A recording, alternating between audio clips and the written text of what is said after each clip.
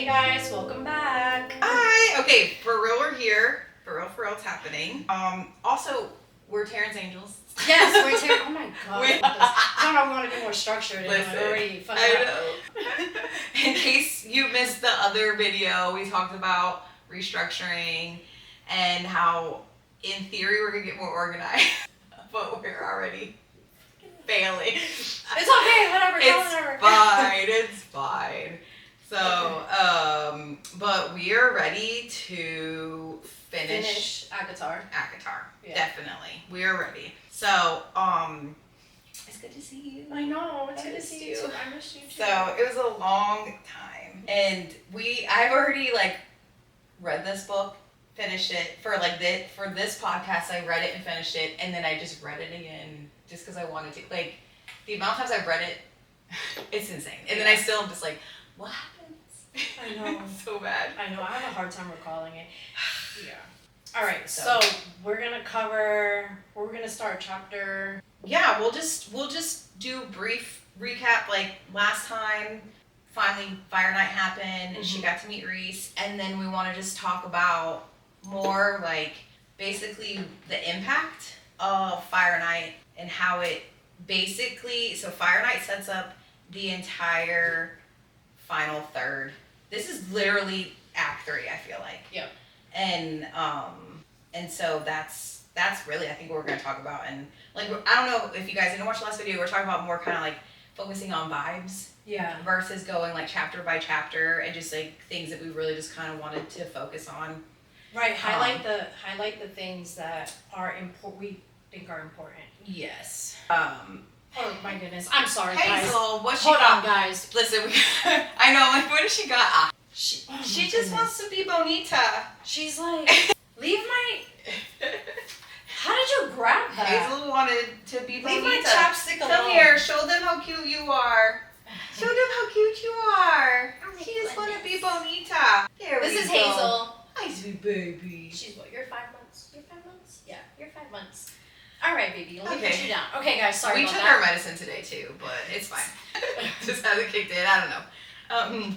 Right, so we're going to touch on, highlighting the important parts of the book that we feel... What we feel is important, or we just really wanted to talk about. Yeah, exactly. And, so basically, after Fire Night, Tamlin, goes back home and could smell Feyre, and he was like, I could smell you. I went nuts. Farrell. Yeah, he's...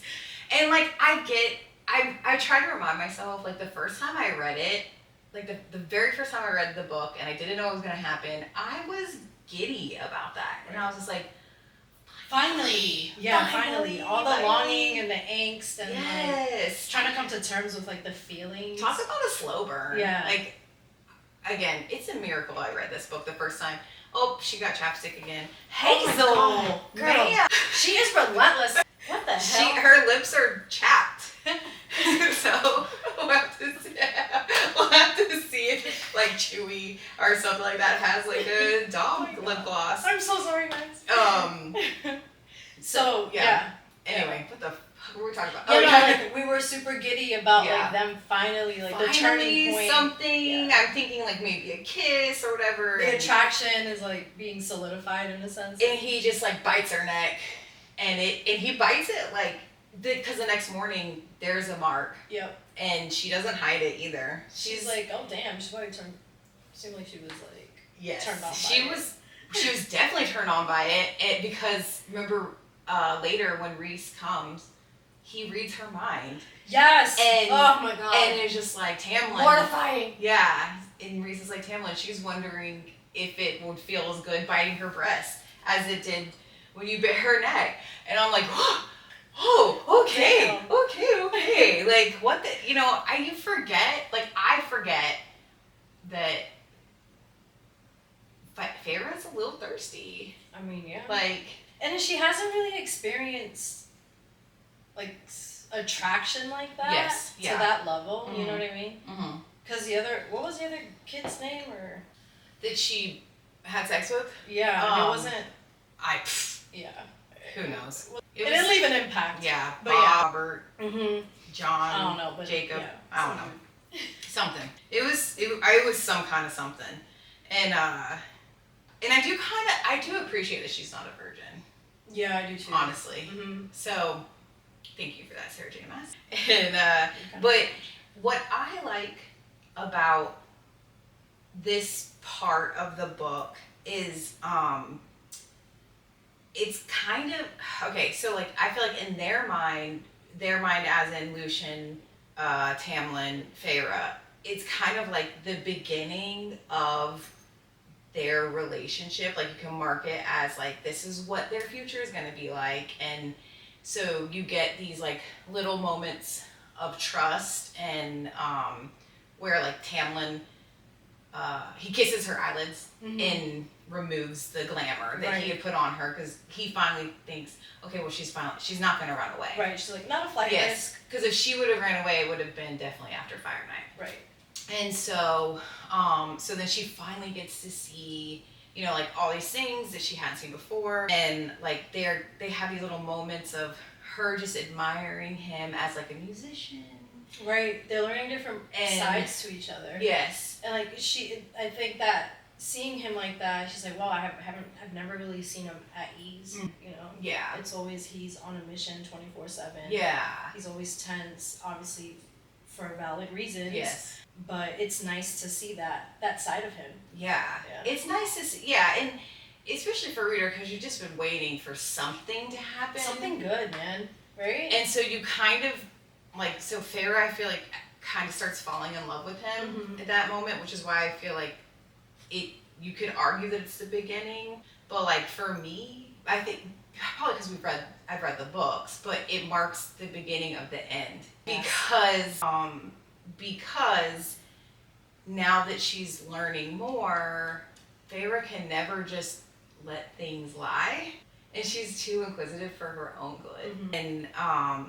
And she so she gets this glimpse of like what life would be like to be the Tamlin's mate or whatever, which do we even know the term mate yet, or no. Okay. I don't think we do. Yeah, but to wife or whatever, consort. Consort, yeah. And she mentions like my dad always wanted me to want more for myself, so maybe this is what that means. Yeah. But she still never says, this is what I wanted for myself. Yeah, it's almost like she's missing something. I think I think the life that is too mundane for her. Yeah.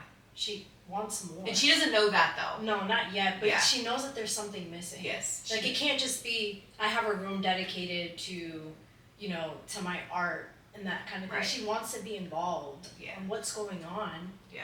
At the spring court, and wants to be a part of it, you know, because she's also very self-sufficient and independent, and she needs that. I think she needs that drive, you know. Yeah, and she's a fixer, right? She's a problem solver, because even still, in the moment of her just like admiring Tamlin and finally like having witty banter with Lucian, she's still like, how can I fix their problems? Right. What can I do for them? Like, what can I do to ease their burden and, you know, break this spell? Like, she's already starting to think of, like, all the things she's learned. It's innately embedded in her. Yeah. She doesn't know any other way. She doesn't. And I think on some level, it gives her a sense of control, because it gives her a sense of control. She's like, okay, I can contribute to something. I can make a difference, right? Mm-hmm. And I like that side of her. Yeah. So. Yeah. I do, too. I like that side of her. Yeah, and I like that. Throughout the entire series, that never changes. Right. Like, she's like, I want to carry some of that weight. Yes, always. Yeah. She always wanted to be important. She always wanted to be, I think, an equal in whatever capacity that meant. And it gives her purpose. But I think that what's happening, or at least like how I interpret it, like this part of the book, is that we're seeing Tamlin and Lucian try to be human, and like basically like them using the fayness to their advantage, but still trying to like, I'm just a boy who plays an instrument, and like I don't want to be leader, and that's just my best friend, that's my bro, and I'm just gonna what's it called whenever the guy, wingman, I'm just gonna be your wingman, and so, like, which is fine, but it is definitely, like, this is the human, like, here's the human version, which we know, ultimately, she's destined for more. Yep. And she might have been perfectly content in that life. Because even Reese, so what happens is, when Reese comes to, because remember they find a, what is it, like a head? Like a... Oh, on a spike or something? Yeah. That's like delivered at their gate, and it has the like night court sigil on it and all that stuff. And that's when he talks about the night court. And that's when Tamlin talks about the night court, and they're despicable, and they rule with an iron fist, and they do whatever they want, and just reveals like the you level know of hatred they all have. of this stuff, right? Yeah, and like it really, I forgot what the fuck I was talking about. It's fine. Oh, the head on the spike. Yes, it just reminds them that like there's other stuff going on. Yeah. Because you kind of get like, oh, let's just be fun, and it's like, hey, by the way, there's a war going on. Exactly. Yeah. And no rest for the weary or wicked or whatever. So I don't know. It's important. Like, this part of the book is important. The other thing that we were talking about earlier is that when her when the veil is lifted, like when her eyes are like open or whatever, like, yeah, she gets to see the world and it's all these things, but we also realize, like, once again, everything she knew was a lie. Yeah, I know. Like, again, everything she thought she knew was a lie. So she already thought she was learning more, and then, because she didn't even recognize Alice. She didn't even recognize her voice. Yeah, oh wow, yeah, that's right. That's right. Yeah, she's like, are you daft? What do you mean? Like, she can't even be like, oh, this creature, this birch-looking creature sounds like Alice, but she's just like, oh, who is this? I know. It definitely, like, opens up her eyes. Yes. And so much of the world is just, and like, I feel like every ounce of knowledge she gets just kind of pushes her further and further away from Tamlin being the end game, honestly. And, like, this is the point where I kind of feel bad for him.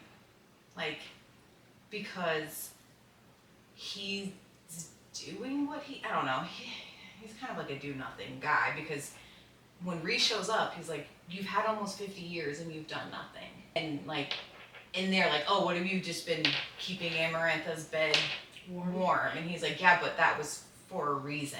Right. Like, he's doing something for a reason, right? They're just existing for 50 years to just do nothing. Right. And do you want to touch on when Reese unexpectedly shows up at the spring court while they're having breakfast? Having breakfast? Yeah.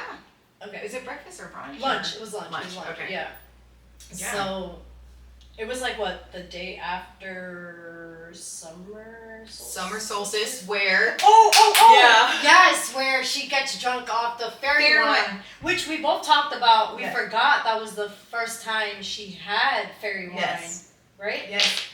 That's the first time she had it under the mountain the first time. Yeah. So, and then like going back to seeing different sides of like Tamlin, that's like the first, more or less, where you see him at ease and like letting loose, and then she seems like, oh, he can play the fiddle. Was it the fiddle? And they have some sense of reprieve. And and Lucia's trying to keep her like sober. He's like, don't do that, And Tamlin's like, just let her drink. Right. Like, let her. And she was feeling herself. I love that for her, though. She was totally just, what was it, like, whenever Feyre describes music, it's like she can, what's that thing called when people can, like, see music? I don't know, there's a name for it. I don't know, if we can think of it and we can look it up, let's just put it right here. But it's like this thing where when people hear music, they can also see it, like they see it in colors or something like that. Okay. And I feel like she's almost like that, because the way she describes, but also she was drunk. It also like taps into her artistic, creative side, you know? Yes. So I love that. I love that too. And then Feyre and Tamlin end up dancing together. Yeah. So that was also nice. Just more little glimpses of, but again, like, he wasn't a High Lord in that scene. Like, he was, so regardless if he's Fae or not, he's still royalty. Yeah. So he was never ever gonna be that guy. No. Because of what he was born into. Yeah.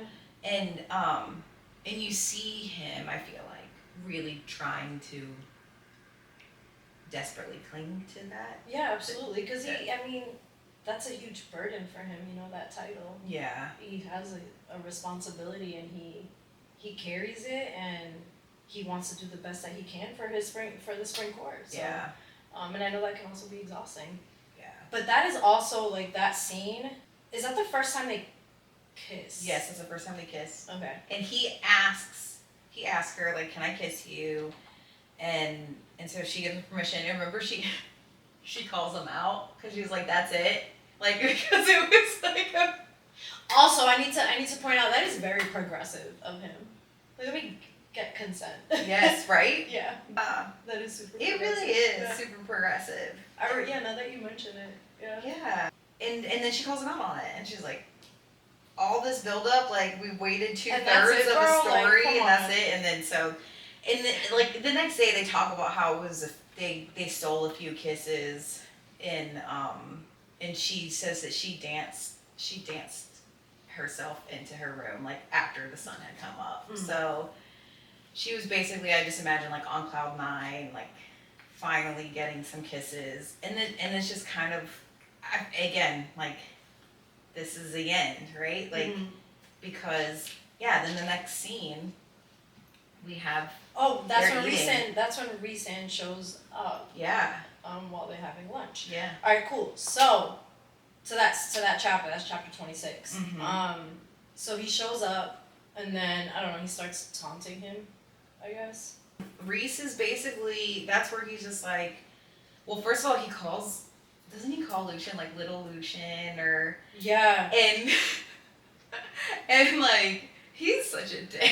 Yeah. Oh, but that's the first time, we gotta point this out. Yeah. That's the first time we hear they mention Amarantha's name. We know who the she is. We know who the she is, finally. Yes. Yes. And this is while Feyre's hidden. Yes, this is why. So, yeah. So then she's like... So Tamlin and Lucien have been, like, really good at making sure that Feyre hears everything she needs to know. Oh, yeah, that's right. Yeah. But, like, without them, like, breaking any rules. Mm-hmm. So this is another time when... And she hears it as Lucien calling Rhys Amarantha's whore. Yeah, which guts me. And, but yeah, that's the first time we actually get her name. And that Amarantha has been the one that's behind the... Yeah, she is the Blight. She is the Blight? She's behind the Blight attacks. Right? Okay. I can't, like, remember... Well, we'd have to look at, like, themes or whatever, but I couldn't remember if, like, they were just using the word the Blight to say her name, or if it's, like, an actual... No, I think they were referencing the attacks. That okay. She's been behind the attacks. Okay. Yeah. So yeah, we got the mysterious she, mm-hmm. and then we also hear, that's where we also hear Under the Mountain. Yes. And which we had never heard before. Mm-hmm. And Rhys is literally just like, what you doing, bro? Like, you just giving up on your fate. Right. Like, this is it. And which I think ultimately Rhys is just really disappointed in him. Because he's one of the only High Lords free. Most of them are...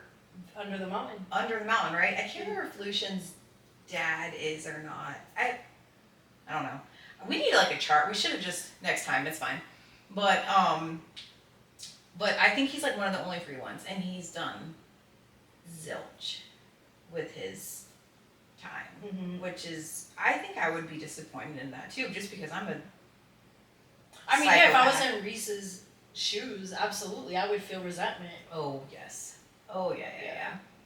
So, I'm trying to think. So, Rhys takes note that there is a third plate on the table that's left. I guess, yeah, finish her he food. sees the place setting for 3 people, but there are only 2 people. There's only 2 people. Yeah. And he's pissed.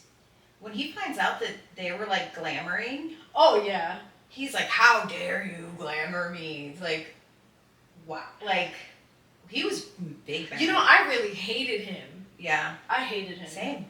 I was like, don't we get in the way of Tam? I know, same, girl. And, Feyre, bro. I didn't even read the second book for like a year because I wasn't interested in. Get out of here. Swear, because I wasn't interested in. So Reese you were like all. hardcore Tam. I was. Like, so how are you gonna build this whole thing, this whole book, and then they're not even gonna end up together? Yeah, there were certain things where I felt like Tamlin was too controlling. Absolutely. And I wasn't a fan of that.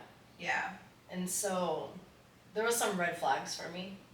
Yes, I agree. Like he didn't let her be like that independent person, make her own decisions, encourage her, empower her in a lot of ways, So it was just like, I don't know. I felt I was definitely on the fence a little bit in that sense, but also hoping that at some point he would realize that and like check himself, like, all right. Yeah, that's just kind of what I figured. He was gonna grow. Right.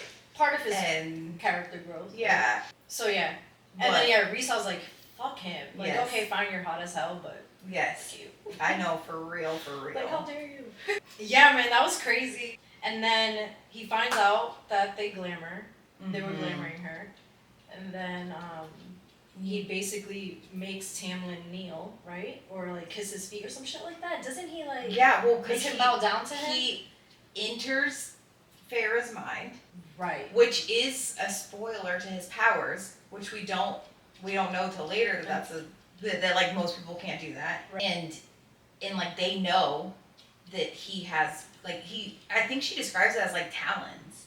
She says it feels like talons are like literally in her brain. And so he makes them like lay on the ground and completely humiliates them. Yeah. And which I kind of wonder, he humiliates them and also her by exposing those like inner thoughts. Yeah. Tamlin. Yeah, why is she wondering about these things? And she would have, and just so you know, she probably would have been the one, but you didn't have enough time. And she wonders what your fingers will feel like between her thighs. Like all those things. As I'm listening, I'm like, what the fuck, Reese? Like, again, you're not helping yourself out here, sir. Yep. But I was wondering, do you think if roles were reversed, Reese would have laid down? You think he would have submitted? Like, if no, you don't think so? For Feyre? Oh, yeah, probably would. Probably, right? Yeah. That's why when I was just recently like listening to it, I was just like, I feel like he would do the same thing, and he would not be humiliated. I don't think.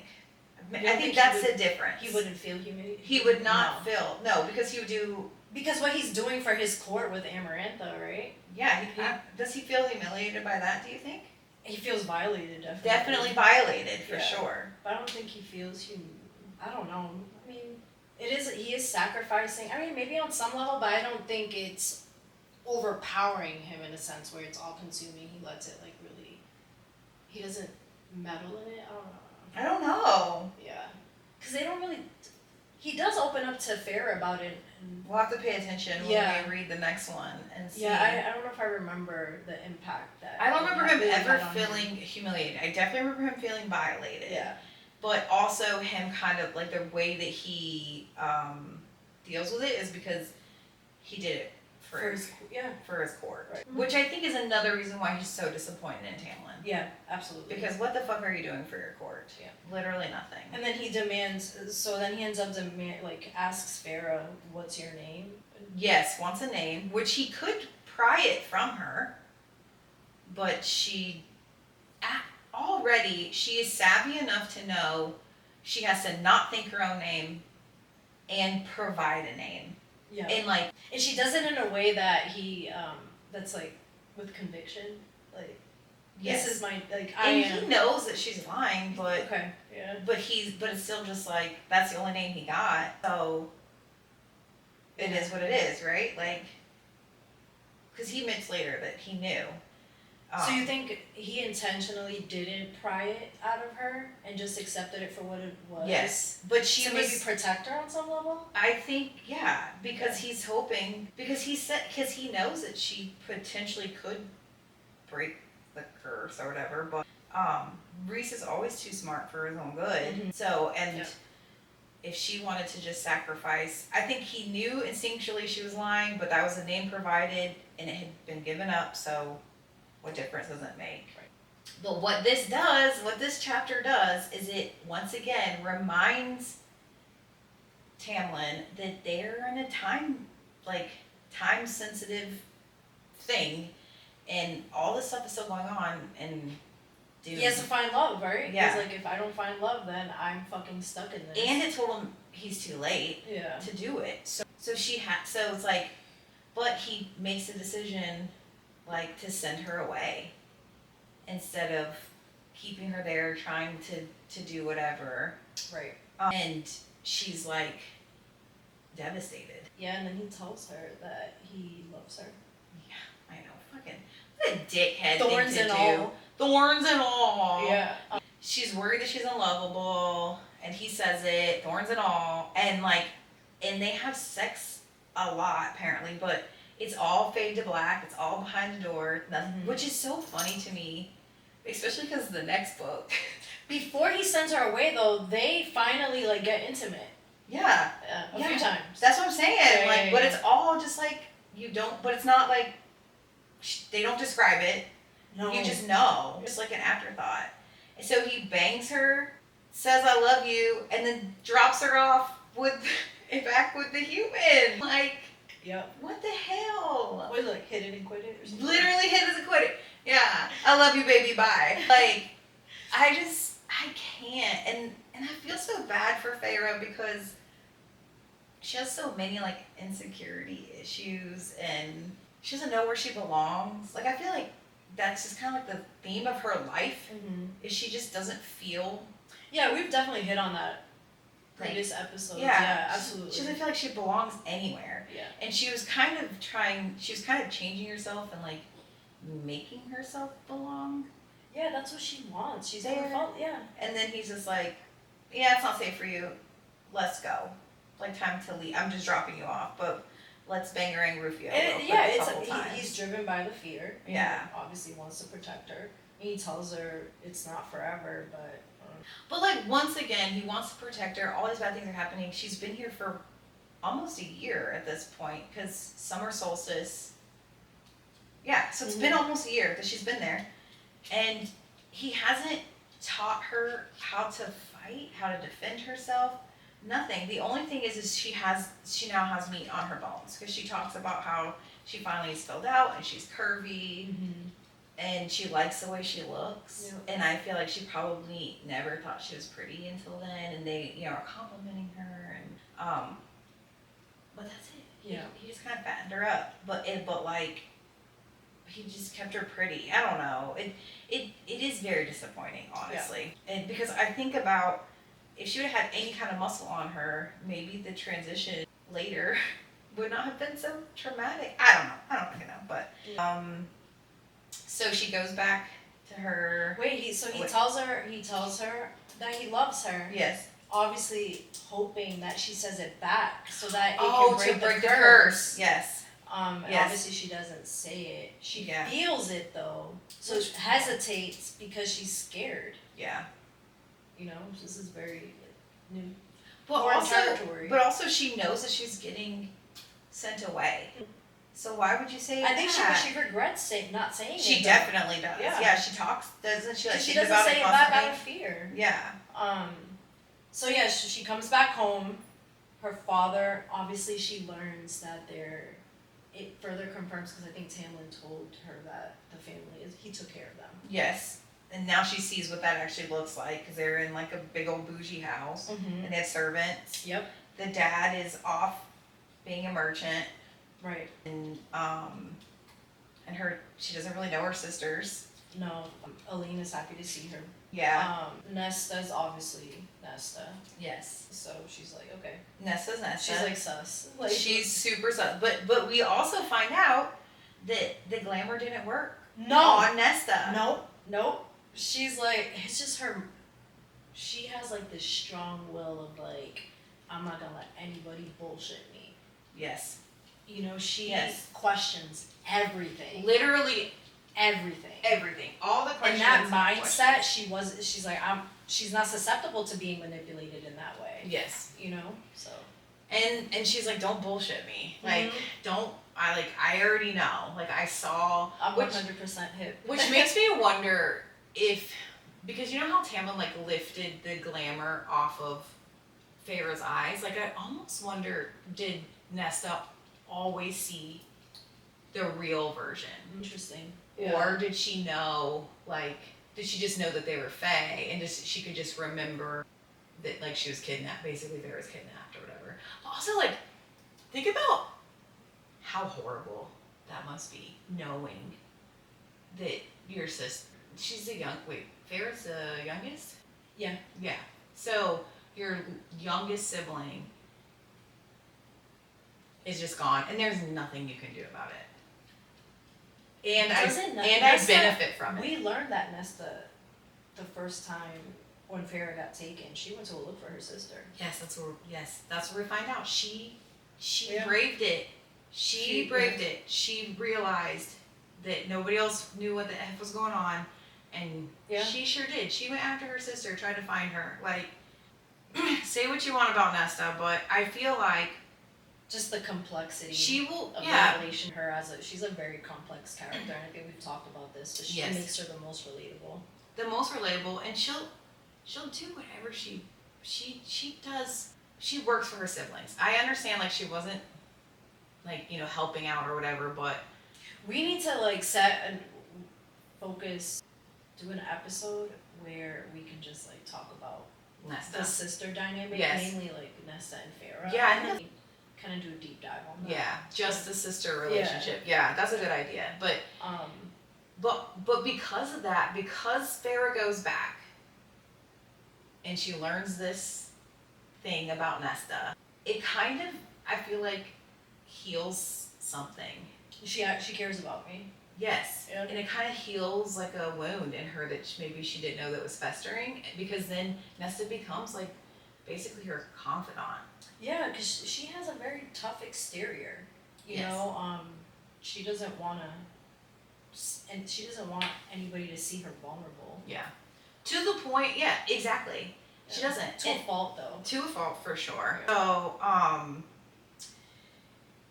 also, Feyre, like, she can't stop. She's in the human realm. She can't stop thinking about Tamlin. She can't stop thinking about everyone. And, you find out that, like, Elaine's engaged, right?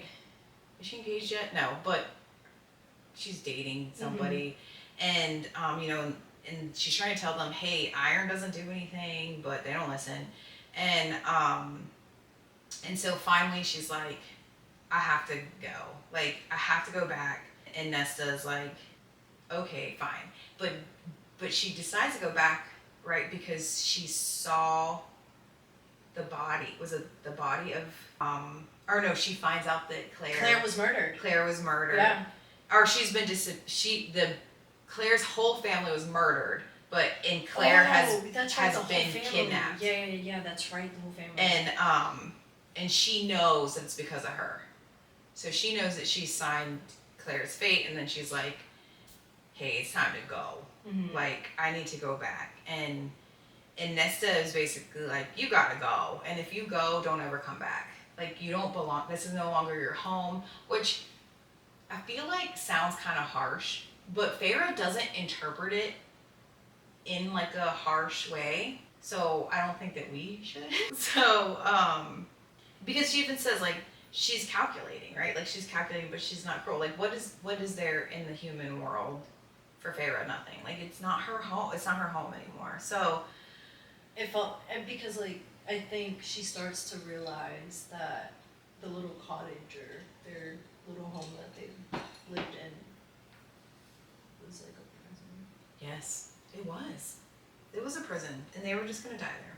Yeah. And that was it. And the dad was fine with it. Everything. So Feyre goes back. Feyre goes back.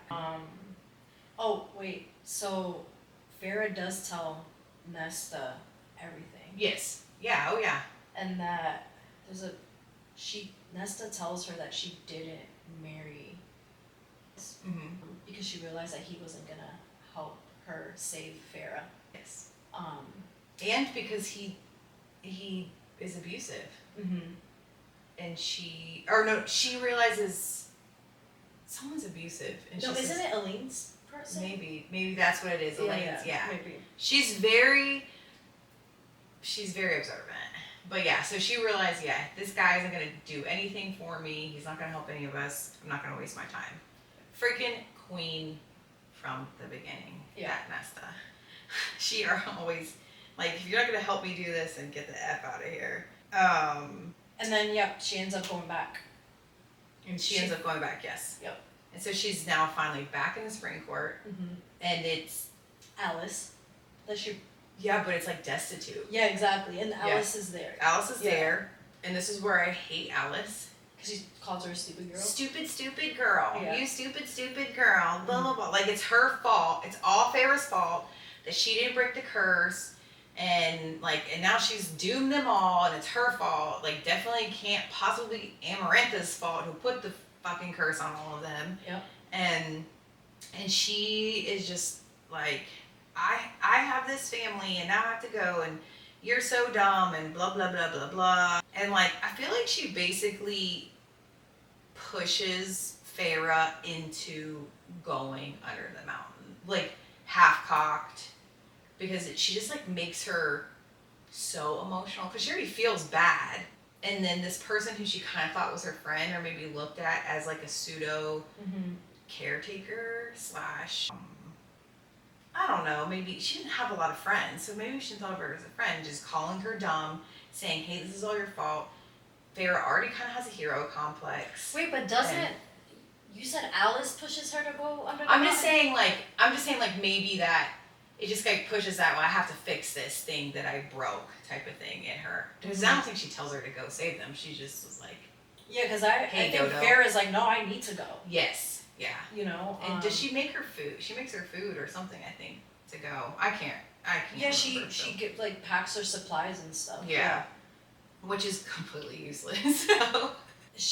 Alice finally tells Feyre what's going on because they weren't allowed to say anything. Yeah. So she tells her about... Yeah.